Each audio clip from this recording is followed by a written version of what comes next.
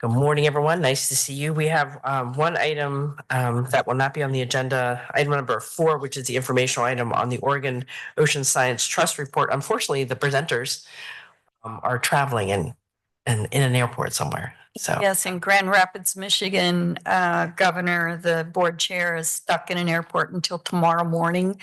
I've been through that. All of us have, and we hate that. we will wait in anticipation for that report. Yes, and then the other person that was available is ill today, so we will postpone that to another day. But they had wonderful slide decks if you haven't had a chance to review them.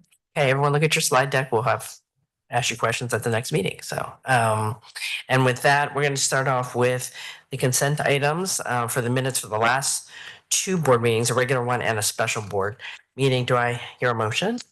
Sure. Move approval of the minutes from the February 11th, 2025 meeting and the February 27th, 2025 meeting. Thank you. Thank you, Mr. Secretary. Second by the treasurer. Thank you. Are there any concerns about the minutes for both meetings? Not seeing any. Motion passes. Approved both sets of minutes. We'll move on to action items number 2, which is the Elliott State Research Forest. We are adopting administrative rules today. We do have we did receive some written testimony. We do have 2 individuals signed up, but Director Walker, if you'd like to start us off, and then I'll go to. All right, thank you. And I'm not seeing anyone on the screen that was signed up to testify. One is there. Okay, great. All right, well, agenda item 2, the issue before you today is only whether the State Land Board should permanently adopt by reference the forest management plan for the Elliott State Research Forest into new administrative rule OAR 141079, and you can see that in Appendix A. Your authorities are set out below. The forest management plan for the Elliott State Research Forest guides how the lands will be managed. And at its October 2024 meeting, the Land Board approved the 2024 Forest Management Plan, which is found in Exhibit D. The entire plan is not there because it's long, but there is a link to it. And with the intent, the plan was put together with the intent to incorporate the plan into Oregon's administrative rules. The adoption of the plan into rule further codifies it and advances public accountability with respect to the Elliott and related department management actions on the research forest. We've gone through a multi-year public process to shape the Elliott, as you know, and in 2024, engagement opportunities continued and included 4 listening sessions, a 40-plus day comment period that received over 400 comments, and board meetings. A summary of key themes, comments, and responses can be found in the 2024 Government Engagement Report in Appendix D, and the 2024 Community Engagement Report also in Appendix D.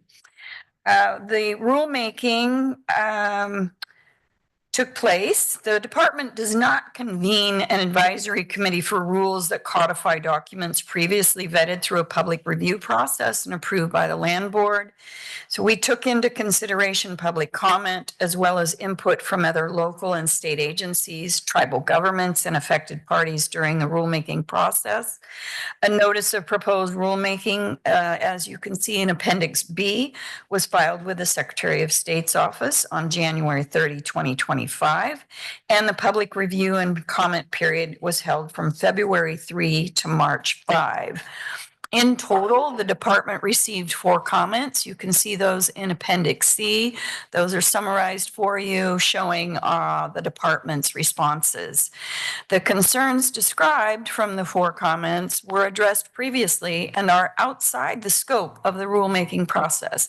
We have some folks that seem to want to comment on the Elliott no matter what we have, and in this case, it is only about adopting it by rule.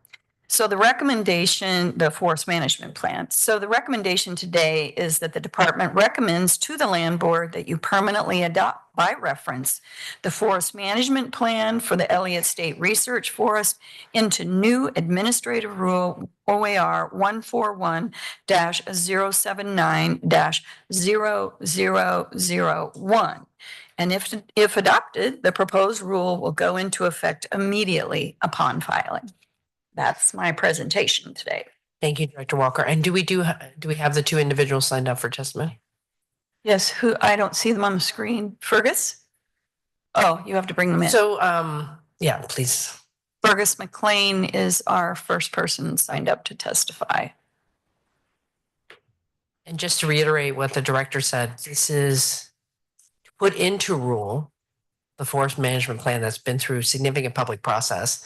And we did receive written testimony, and out of abundance of wanting to be inclusive, we'll allow each individual who signed up for public testimony to do 3 minutes. I will say that if you can keep it to germane to the issue at hand, which is the rulemaking for the forest management plan, I would appreciate that. Again, but it's your right to get your 3 minutes. So, Mr. McLean, would you like to start off and just announce yourself for the record, please?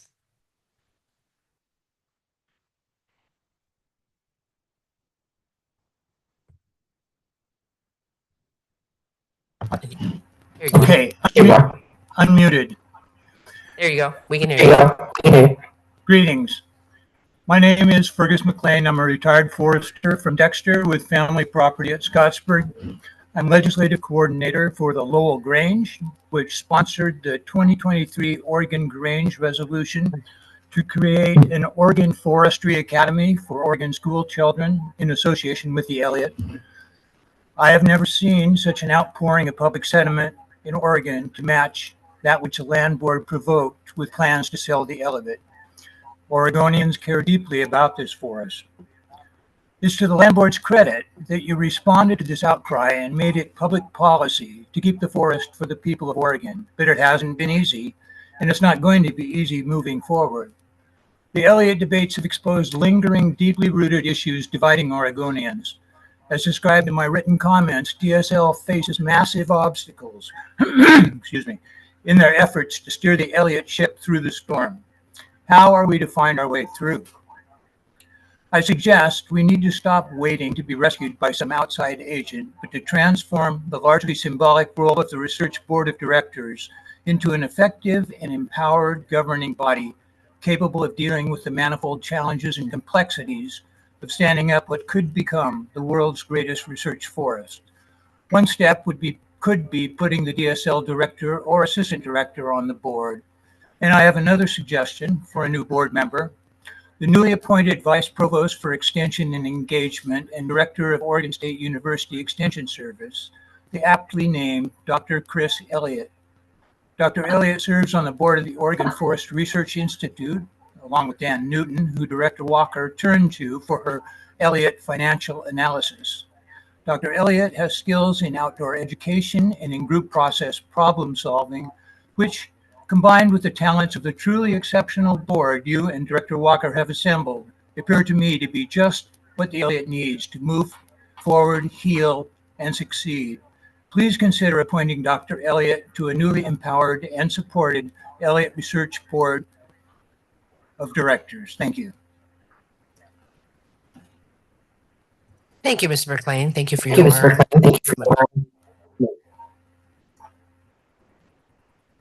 Thank you for your testimony. I believe we have one more individual. Oh, Mr. McLean, if you can mute. Thank you. Thank you very much. Mr. Zyback. Just announce yourself for the record, and you've got 3 minutes. Thank you.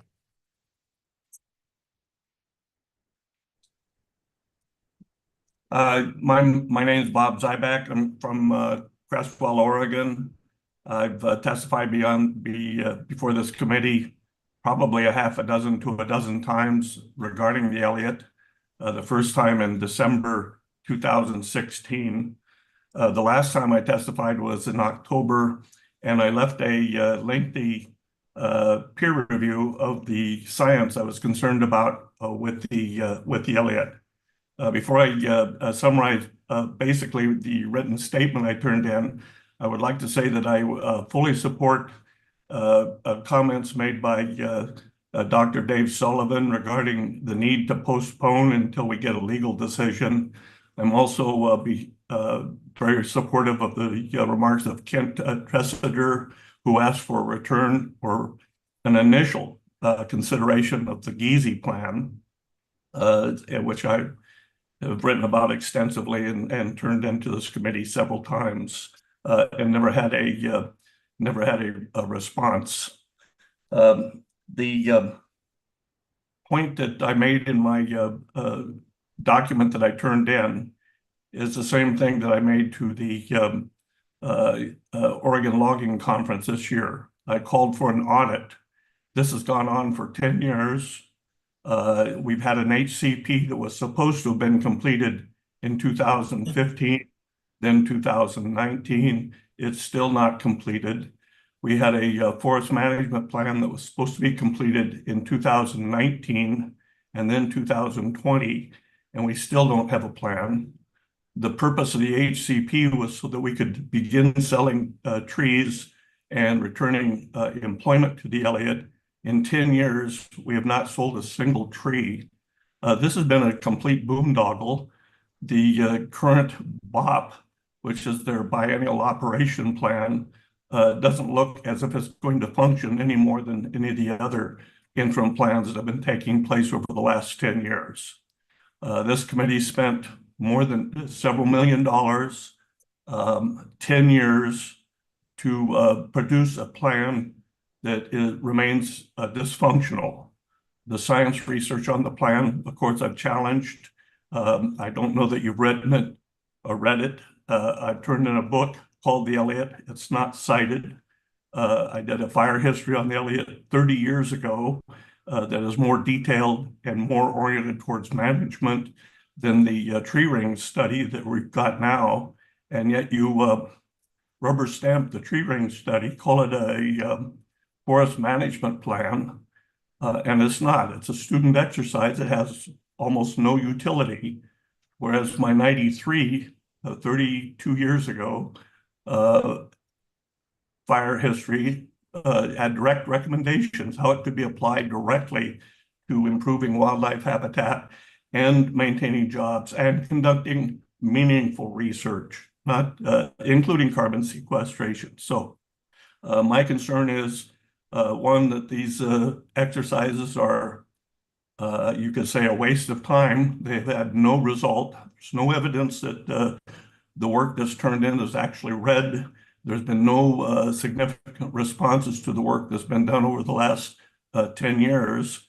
But at this point, hopefully the legal actions being taken by Dr. Sullivan and the continued costs and failing of the current methods to produce a plan will be realized, and a different direction can be taken. Thank you. Thank you, Mr. Zyback, for your testimony. With that, those were the two individuals signed up for oral testimony. Questions for the director?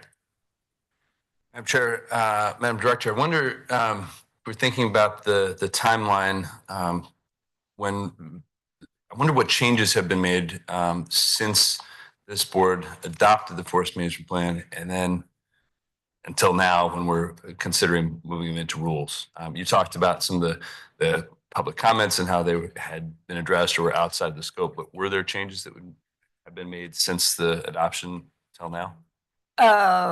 Treasurer Reed, no, the forest management plan is as it is, as far as I know. Right now, they've been engaged in the operations plan, and that is going out for public comment soon. And we're poised to begin operations hopefully no later than the fall. We're waiting on our habitat conservation plan. As you know, the change in administration put everything to a stop.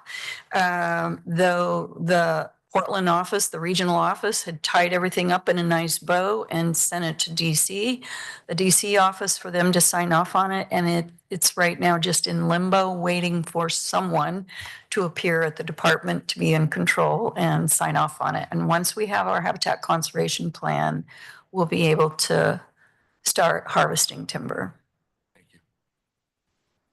Thank you, Mr. Secretary. Madam Treasurer, no? No questions? I would entertain a motion then for the item in hand? Chair, move approval of the and of the recommendation and adoption by reference of the forest management plan for the Elliott State Research Forest into administrative rule. Second. Thank you. We have a motion and a second. Discussion on the motion. Governor, I would like to add a piece about that. By adopting into administrative rule, it does require the department to review the forest management plan at that 5-year interval. And that'll usually start about year 4. So people will have a chance to see in the future, have we met our obligations under the forest management plan? Does it need to be tweaked in any way to make it more successful, or has it been successful? So we'll be able to review all of those things in 5 years. Very excited about it. Yeah, that ongoing oversight will be helpful. So thank you for that additional item. Any objections to the motion? Seeing none, motion carries. And that will close action item number 2 on the agenda. And then we will move to our informational items for today, which we just have the one. Item number 3, Oregon Department of Forestry's annual report on common school forest lands. Great, thank you. I'll invite to the table Mike Wilson, ODF Division Chief, and Kate Skinner, Acting State Forester. Want to hit the mic? So you're green light there. Good morning. And by the way, just to clarify, there are other informational items. We just won't have the trust presentation, but we'll have a legislative update and other items from the director. So in case you're watching, it's not just this. So Okay, great. There you go. Kate, All right. turn it over to you. All right, thank you. Good morning, Governor Kotek, Secretary Reed, and Treasurer Steiner. For the record, my name's Kate Skinner. I'm the interim state forester, and it's good to be here today. And joining me at the table is Mike Wilson, our State Forest Division Chief. I want to start by saying thank you to the director and to all of you for allowing us a delay in coming before you this year. As a new director, I was getting my feet under me in February when we were supposed to be here at the table. We're here today to brief you on the fiscal year 2024 outcomes of managing the portion of common school lands, which are managed under agreement between Department of State Lands and ODF. We appreciate the partnership with DSL at all levels and our respective organizations, and of course with our relationship with Director Walker, and all the way through DSL and ODF's field and technical staff. And we will miss you, Director Walker. You've been steady. And now I'm going to turn it over to Mike to provide the detailed outcomes or financial outcomes. Yeah, there you go. Good morning, Governor Kotek, Secretary Reed, Treasurer Steiner. For the record, my name is Mike Wilson, and I do serve as the State Forest Division Chief. It's a pleasure to be here to give you the accomplishments of our fiscal year 2024 management of common school forest lands. So in fiscal 2024, the department managed approximately 28,000 acres of common school forest lands in 18 counties throughout the Coast Range, Willamette Valley, Southwest Oregon, and Klamath County in Eastern Oregon. I should note that the Klamath parcels were decertified from ODF's management at the beginning of fiscal year 2025. So that removes about 1,920 acres from that county. So everything we manage now is west of the crest of the Cascades. So we manage these lands to create and maintain healthy, productive ecosystems to meet the common school forest land mandate to provide Oregonians the greatest benefit, consistent with resource conservation and sound techniques of land management. These are working forests that provide benefits for both fish and wildlife and timber revenue for the Common School Fund. Management activities include the design, sale, auction, and administration of timber sales, reforestation, road construction, and maintenance, which includes improving fish passage, managing access and easements, and property line surveys, and surveys, of course, for threatened and endangered species. We maintain public access on these lands, and we try to maintain a robust public engagement process through our multi-level forest management planning process, along with our Board of Forestry lands. Financial outcomes are intrinsically linked to the timber economy, which can fluctuate significantly. During fiscal 2024, we continued to see strong log markets with average stumpage of $518 per thousand board feet on newly sold timber sales. Timber harvested during fiscal year 2024 was higher than recent years at $563 per thousand board feet. So the timber actually harvested, of course, is a collection of harvest over contracts that range over a 3-year period. So that's just an amalgamation of average of what was harvested. So looking at the financial outcomes from fiscal 2024, the total volume harvested was 3.9 million board feet. The total value of timber removed was 2.2 million, with 2.3 million transferred to DSL. And there's just a little bit of a timing issue there when we make transfers versus the actual value of the harvested timber in a fiscal year. Management costs were 1.4 million, and the resulting net operating income to the Common School Fund was around $909,000. So this is an overall decrease of 25.9% in net operating income from 2023 and 27.3% below the 5-year average of $1.25 million. So looking out into the future, timber sales sold in fiscal 2024 are expected to result in an annual harvest of 4.89 million board feet from Common School Forest Lands, with an average stumpage price of $518 per thousand board feet, and an approximate value of $2.53 million on the Common School Forest Land side. And that's prior to management costs. For fiscal year 2025 planned timber sales, we have 2 timber sales. These include a mix of Common School Forest Land and Board of Forestry lands. And the anticipated timber volume is approximately 188,000 board feet. So that's what we'll actually be selling. The approximate project costs for that are about $5,670. So a net value of $61,000, excluding ODF's management costs. So that is going to be upcoming. So projected revenue for the next fiscal, for fiscal year 25, we project $3.1 million to the Common School Fund, with an expenditures of $1.4 million, resulting in an NOI of, net operating income of $1.7 million. And those are the big numbers. Happy to take any questions. Thank you, Director Skinner, and thank you, Mr. Wilson. Questions? Mr. Secretary. Thank you, Madam Chair. Mr. Wilson, it's admittedly a somewhat unfair question, but obviously your forecast depends on a lot of assumptions, and those assumptions can move. Can you talk a little bit about what your concerns are about how those might move as we think about the economy and the various changes that seem to be happening at a pretty rapid pace? How should we think about your forecast in the context of that uncertainty? Yeah, thank you for the question. Right. It's a crystal ball for anybody right now, and nobody's is very good. But we are continuing to see strong log prices, and we are continuing to see a very competitive market. So I don't think that timber prices are going to crash anytime soon, even though we're still having lackluster housing starts and all the other things, right? So the mills need to have the wood on contract. So it is still pretty competitive. Tariffs and what happens with that and how that changes, who knows? But arguably, I think, if tariffs stay in place on Canadian wood, then it would keep our prices high. But then, of course, what are the unintended consequences of the whole tariff situation, and what does that do to the general economy and abilities for people to start building houses? Thank you. Madam Treasurer, any questions? Mr. Wilson, just because we're talking about projections, how close was our projection last time? Because our harvest volume is down. So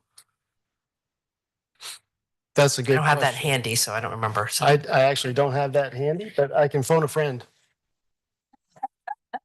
I'm happy to have This is Kevin Haas. He is our business team leader in State Forest, and he'll have all the numbers from past and present. Yes, thank you. Oh, just introduce yourself. Sorry. My name is Kevin Haas. I'm the business team leader in the State Forest Division and currently acting asset unit manager in the State Forest Division. So I make the revenue projections. We actually came in pretty close in terms of our common school forest land. We projected a decrease, and that's what we saw. And for what it's worth so far this year, compared to our projection, we have 5.6 million board feet to date for $2.8 million. So we're tracking pretty well with our projection for this year. Thank you for having the numbers handy. Madam Treasurer? Thank you. This is a 101 question from the newest member of the board. Help me understand the dollars. Is it fundamentally that the Common School Fund gets all of the revenue, but the Department of Forestry pays all of the operating expenses? And so who actually pays? I mean, where does that $1.41 million, what color is that money? I guess is the real question I'm asking. This is my former budget chair hat. Sure. Thank you for that question. So all of the money that we generate, all of the revenue that we generate is transferred to the Common School Fund, and then ODF is reimbursed for the actual costs So the from the net, Common School. okay, so follow up if I may, Madam Governor. So when I look at item 3 in your report about net operating income, that's really the net that goes into the Common School Fund. The Common School Fund doesn't net 2.31 million, it nets $909,000, give or take. That is correct. Thank you. And I would be remiss in saying that our management of the lands and those costs that come back do not include, those are our management costs for the activities that the State Forest Division administers for ODF. It does not include the fire protection assessment for those acres, which is another cost, obviously, and that keeps going up, as you're well aware. More than well aware. All too aware. So that money comes from where? For the forest, for the fire protection, So per acre assessment. I believe that is also comes from the Common School Fund for those lands that are still attached to the Common School Fund. So the net to the Common School Fund is actually less than $909,000. Yes, yes. But we don't know how much because that number isn't included in here. Actually, we probably do know our protection assessment for the, yeah, we have. I mean, I should know after all those hours I spent looking at wildfire funding, but that was a long time ago and 2 jobs ago. It looks like, so the fire protection costs are about $151,000 for this last fiscal. Okay, So then you're. so we're more basically like- down to $750,000 net, give or take. Okay, thank you very much. Thank you, Madam Treasurer. Any other questions? Curiosities? No? All right. Well, Director? I'm thinking about Madam Treasurer being new to the board. I don't know if you had a chance to look at the names of some of these timber sales. They're pretty hilarious. And I remember asking Mike once before how they get those names. And like, if you look, Doe Deer, Wolf of Hall Street, Cup of Joe. Yeah, so I just thought, as curiosity works for me and history, Mr. Wilson, would you share how these names are developed? Director Walker, I'd be happy to. So basically, they are at their base level, they are based on the geography of the area. So say Cup of Joe, you're going to have a Joe Creek in there somewhere or something like that. And then the rest is just a little bit ad-libbed for fun to keep the job fresh.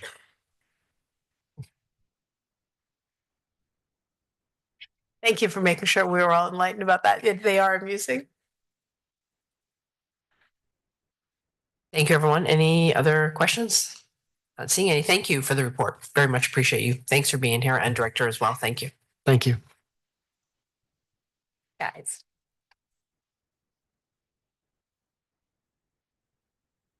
So under informational items, we'll move on to item number 5, which is the legislative update because there's a session right now. So things going. Yes, there's a session and oh my goodness, we've been over there a lot.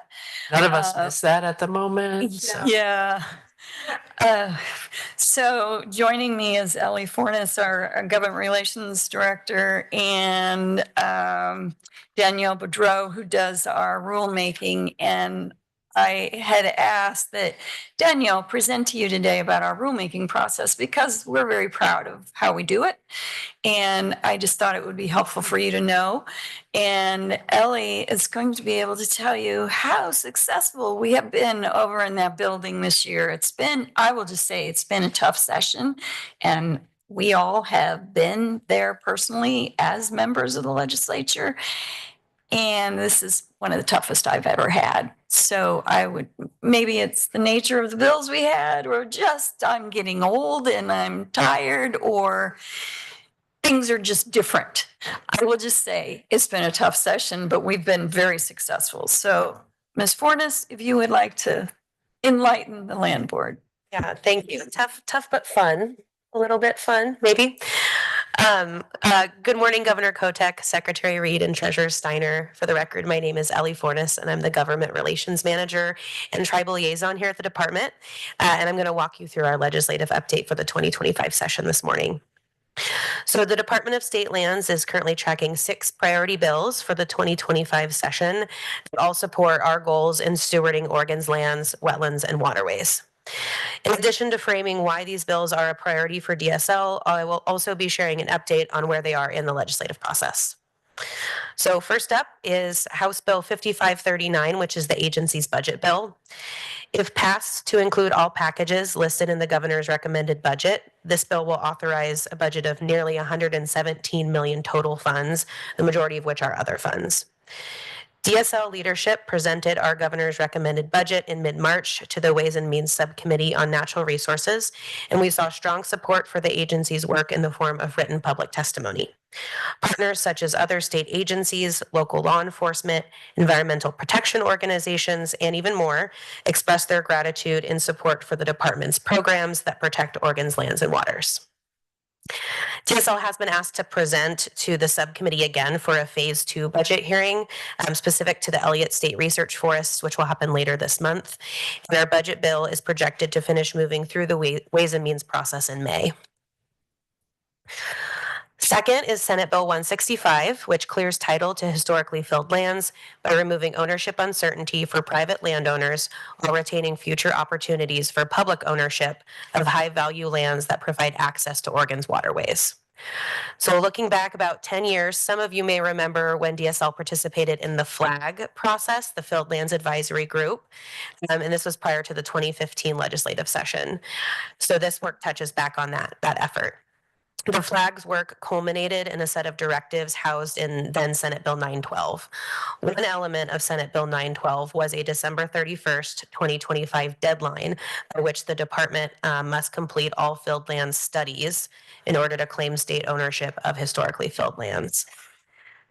This session, Senate Bill 165, extends that 2025 deadline by 3 years just for 3 specific land types that could hold value to the people of Oregon, either because they improve access to Oregon's public waterways or they hold monetary value for the Common School Fund.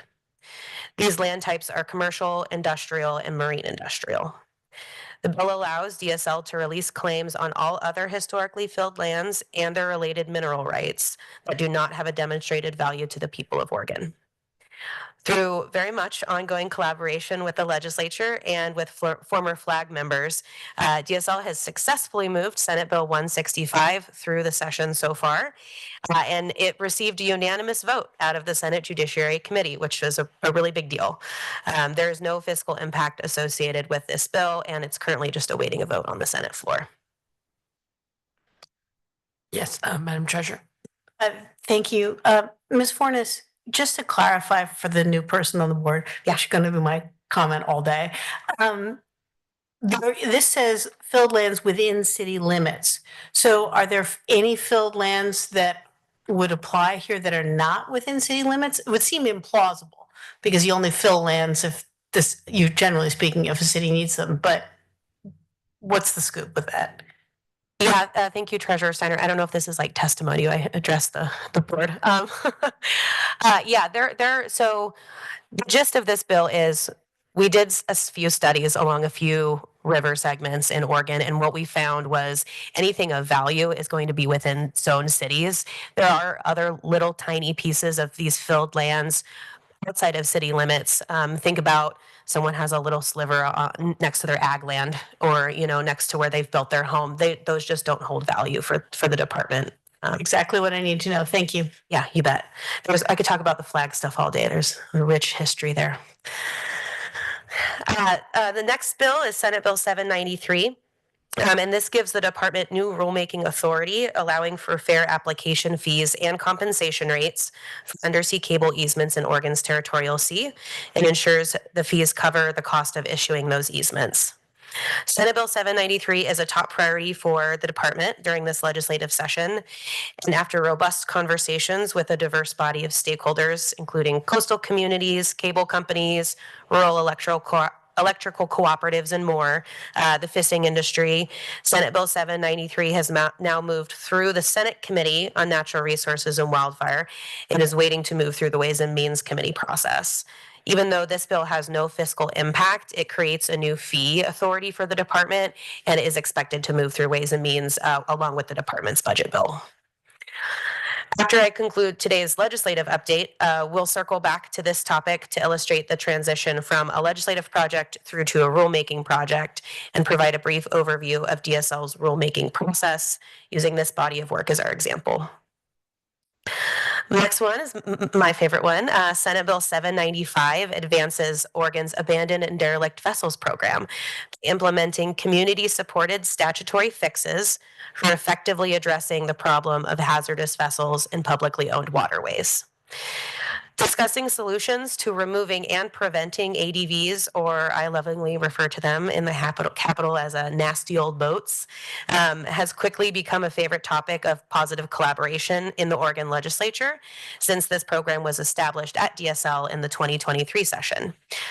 Legislators along Oregon's coast and rivers share a passion for tackling this issue head on, and they willingly offer leadership and support to DSL as we continue building out this promising new program.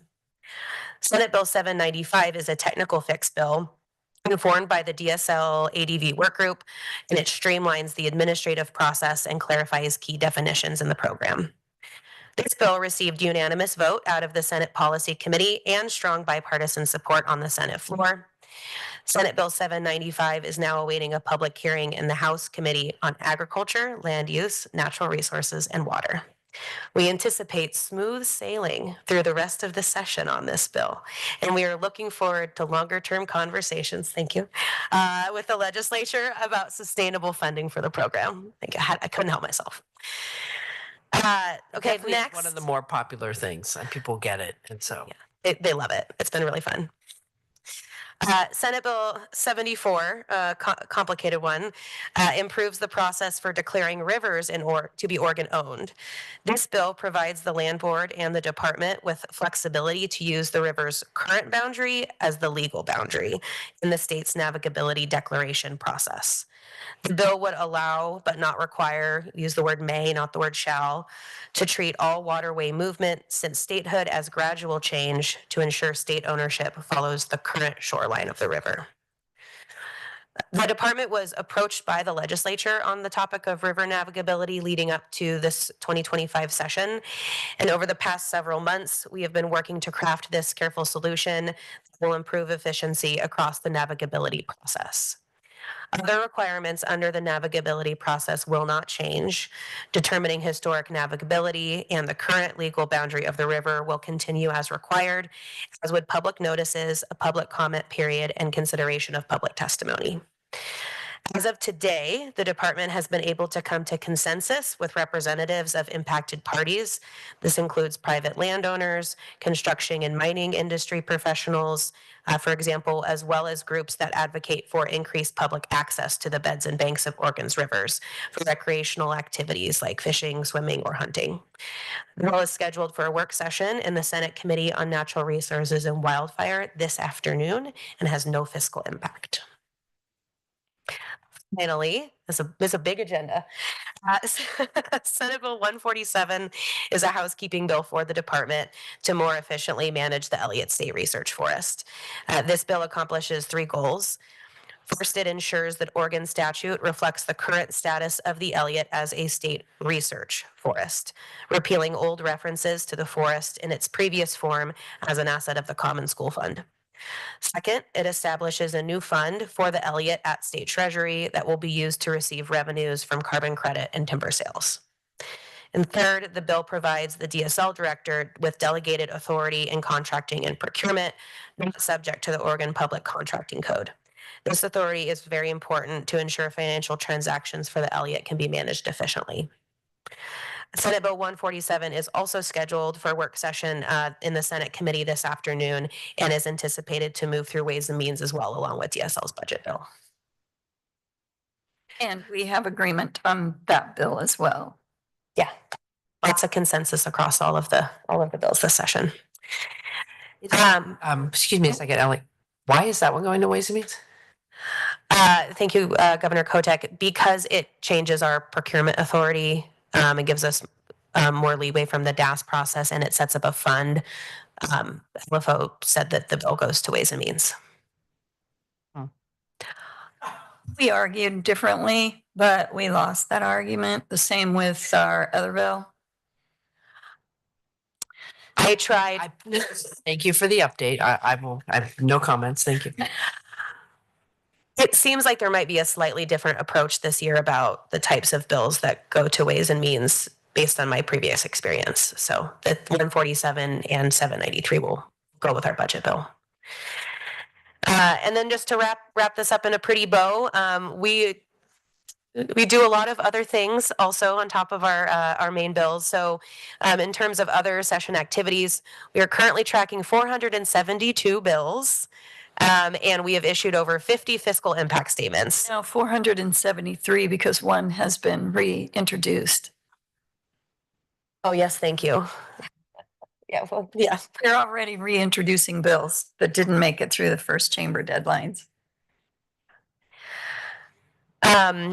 Some of these 473 bills will not survive tomorrow's deadline, first chamber deadline. They'll be considered dead.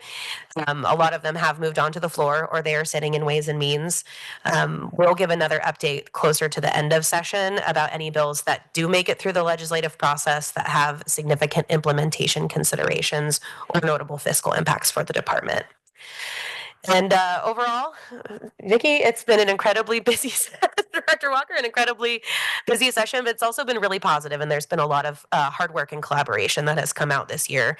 And so I just want to end by giving a big thanks to all the folks inside of DSL, outside of DSL, across the agency on my team that have stepped up to make this work happen. And I'm very proud to share we're on track for a really, really successful session. So I want to thank Ellie and Ivy Jones, who also works in our department as part of this team, for their incredible work.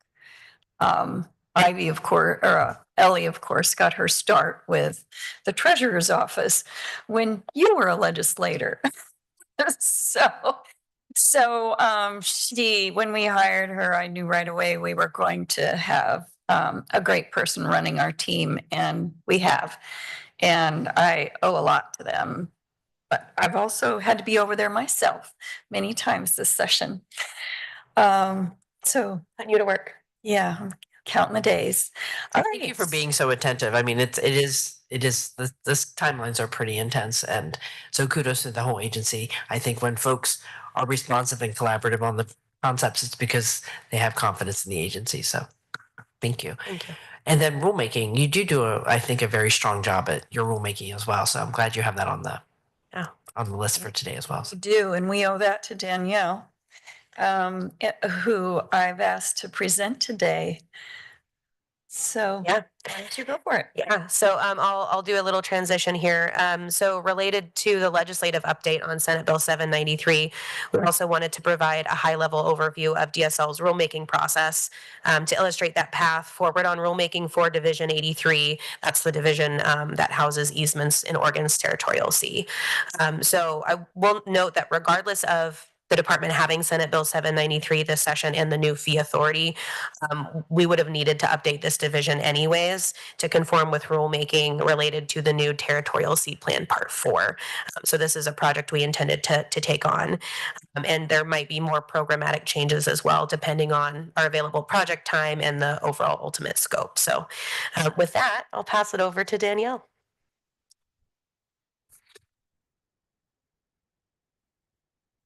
Good morning, Governor Kotek, Secretary Reed, and Treasurer Steiner. For the record, my name is Danielle Boudreau, and I am the department's rulemaking coordinator. We do have a slideshow for you today, so we have it up on the screen. In your packet of Appendix A of Item 5, you'll find a 3-page overview of our approach to rulemaking.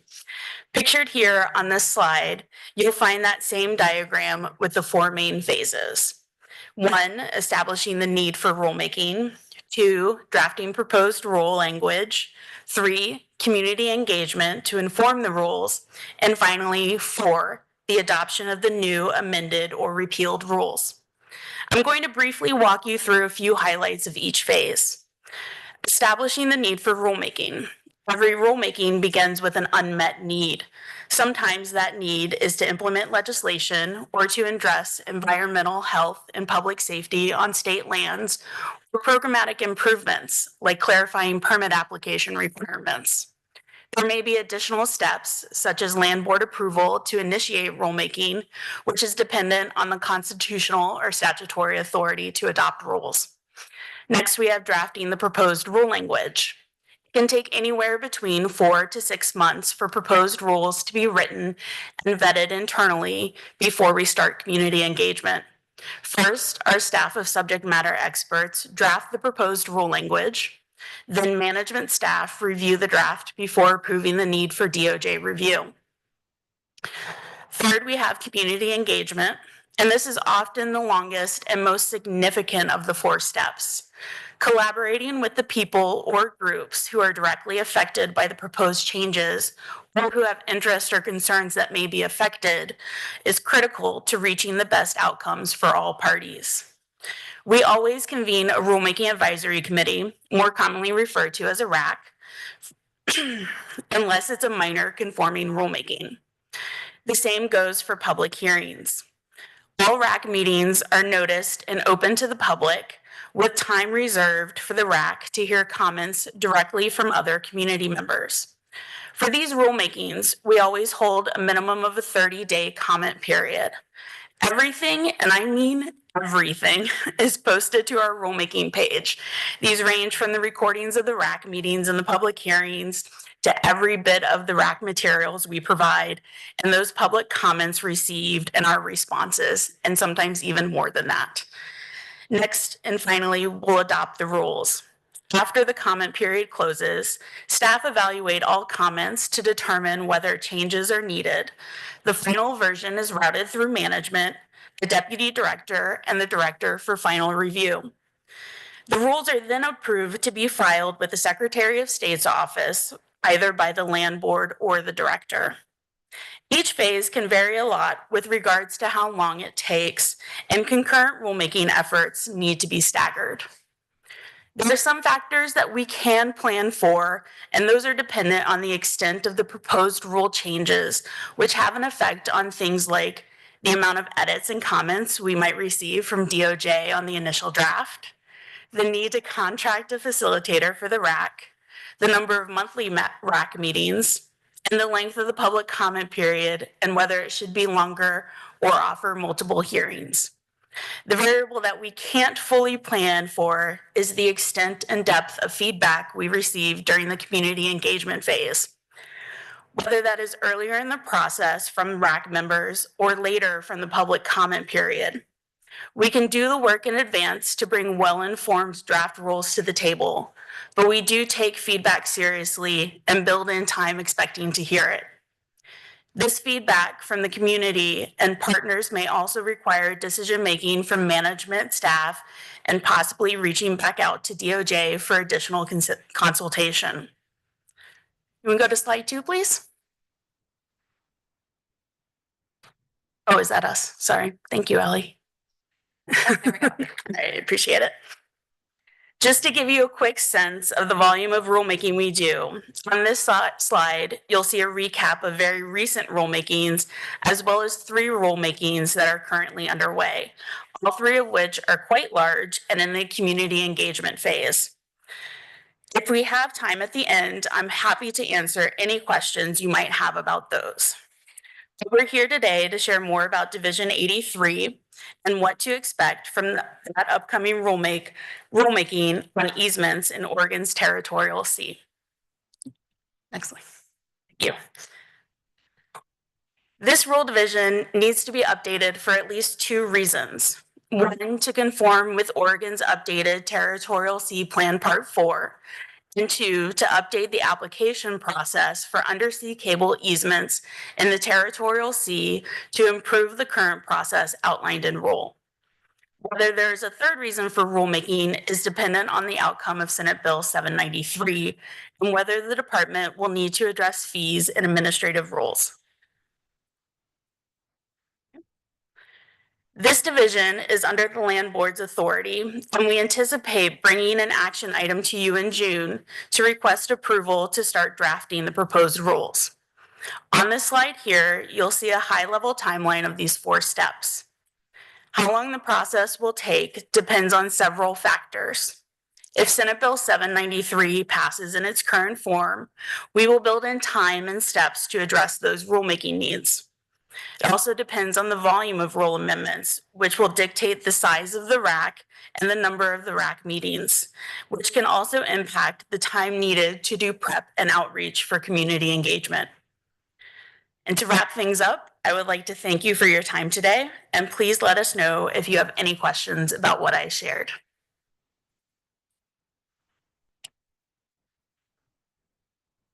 Thank you, Danielle. Questions or comments?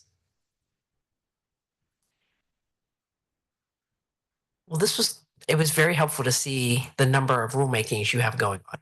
Yes. If there was a little bubble above my head, it would be, does the legislature understand when they make changes to things, how much time it takes for additional rulemaking? Question mark. Question mark. You know, we are across the whole enterprise trying to improve our rulemaking. And I want to say again, I think the thoughtfulness and decision points that you have outlined and the way you handle this, I think it's good modeling for the rest of the agencies out there. So I just want to say thank you. Thank you. Internally, what's your process for prioritizing? I hear the sequencing, but it is really hard to do all of these at once. So how does that take place? Obviously, you're directed sometimes by legislation and other things, but how do you manage the prioritization of your rulemaking? Thank you for that question, and I have an answer for you. Okay. There are several factors that we consider when prioritizing rulemaking projects. The rulemakings with the highest priority are those that have legislative effective dates. And then next, we look at various programmatic needs. 1, do the rules themselves require periodic review? Where are we in that review cycle?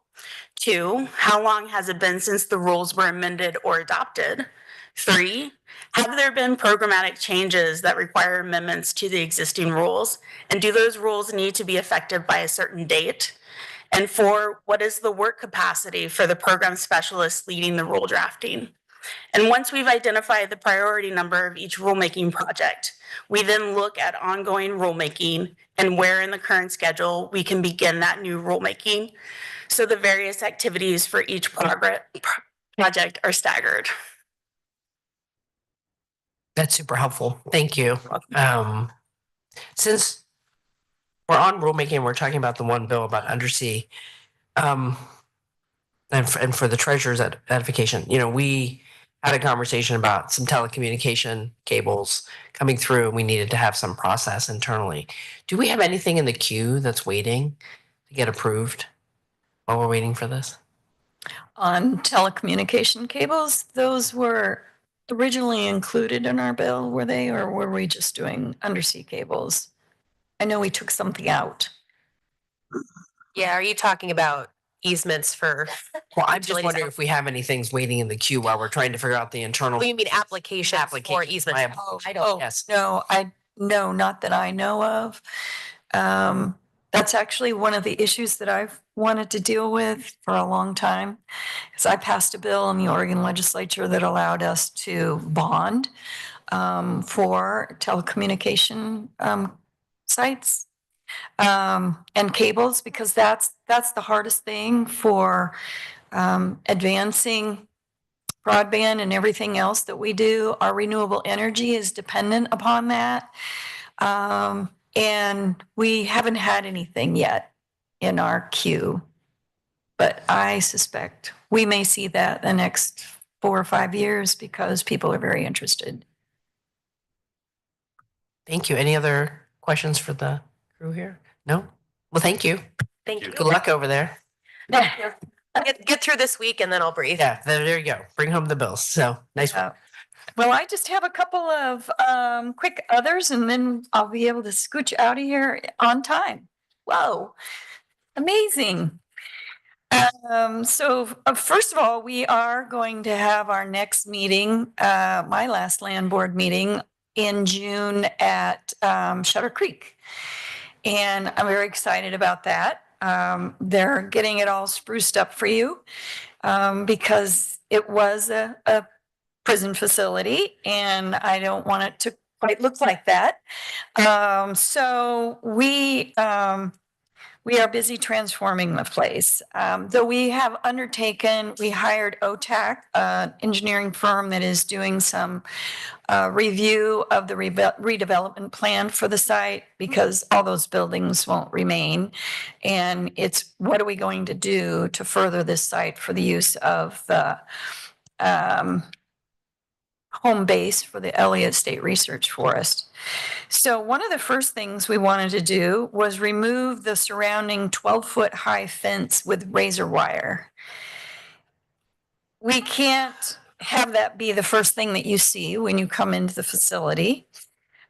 So we looked for ways to partner on this project and we worked with DAS to get an announcement out. And lo and behold, Camas Valley Fire Department came forward.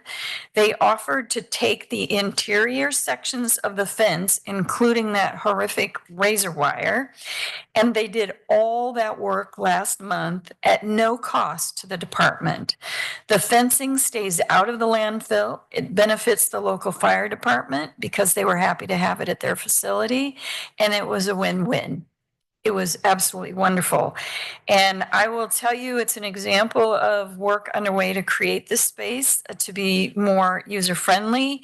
And our wildlife, which I really care deeply about, are enjoying it. The deer do not have to jump over razor wire any longer, and they freely roam the facility, and it's just wonderful.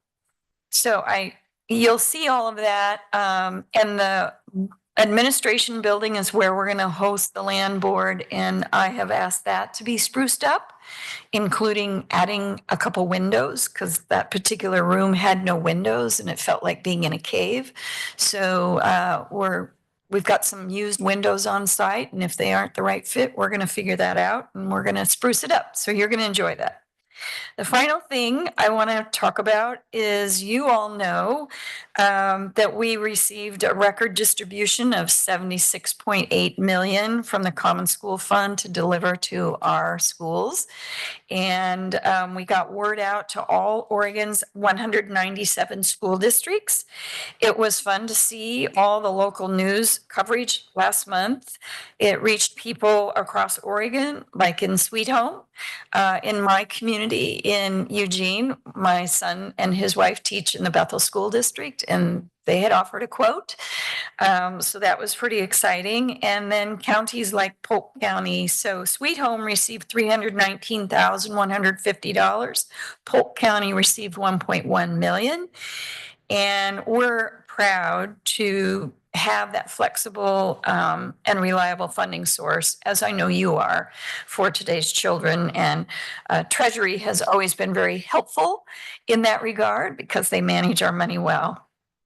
The average 2025 distribution to school districts was $389,607.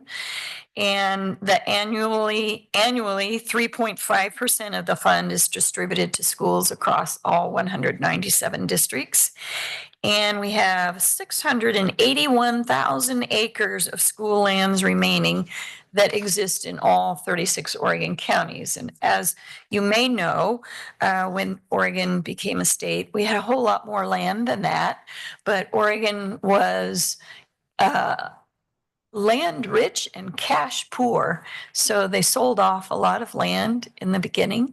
And this is what we have left. And there is also a sad part of our history. There was theft of our school lands and a big to-do about that. And people went to jail. That was a long time ago in our history.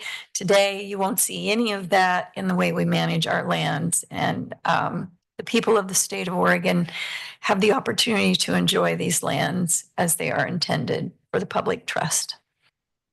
So, and we make money for our kids. Thank you, Director. Any questions or comments in our open here? And I want to say thank you. I know you're reviewing applications for folks interested in becoming the new director. So our search is going well. So that's good. Yes, I spent my weekend doing that. And was pleased to see the quality of the applicants. Very pleased. So it's a little bit hard, to give up your job. Even though I want to give up my job and retire, it's still hard because this is a family here and we do such great work. But it's time for me to enjoy my grandchildren. There you go. And colleagues, we will be getting back to you about the process for the interviews and all the things we have to do prior to making some final decision. So hopefully we'll stay on track. So otherwise you have to stay. I have 71 days, Governor. You're counting. Any other things for the good of the order? Any items? All right. With that, our next meeting is in June. We will see you there. And with that, meeting is adjourned. Thank you.